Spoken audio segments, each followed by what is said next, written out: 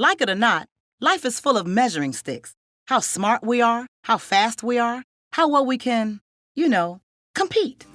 But up until now, it's been pretty hard to tell how well kids are competing in school and how well they're going to do when they get out of school. We like to think that our education system does that. But when it comes to learning what they really need to be successful after graduation, is a girl in your neighborhood being taught as much as her friend over in the next one? Is a graduating senior in, say, St. Louis as prepared to get a job as the graduate in Shanghai? Well, it turns out the answer to both of these questions is no. Because for years, states have been setting different standards for what students should know and be able to do at each grade level. That's making it too hard to know if our kids are really doing well enough overall, and if they can really compete for a job someday.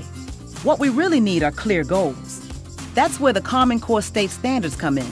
They're like a total sea change in education. Consistent, strong, clear benchmarks for English language arts and math. Here's how it works. You can think of kindergarten through 12th grade like a giant staircase. Each step is a skill your child needs to learn before stepping up to the next one. But right now, too many kids aren't really confident with 2 + 2 before they have to move on to 2 × 2. We need more focus on the skills that help them move up the stairs, or they can slip up and fall behind. And there's another problem. What if everyone's stairs were made at different heights? Well, here we go again. They are. So, a boy in Seattle who's rocking an A in English literature could be getting a C on his Chicago friend's staircase. Oops. We need to create consistent steps in education, too.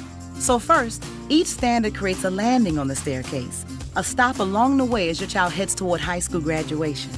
Each stop is a chance for every parent and teacher to focus on the skills their students are supposed to know at that step, no matter the zip code, language, or race. And more importantly, each standard makes sure all students are learning what they need to know to get to graduation and beyond.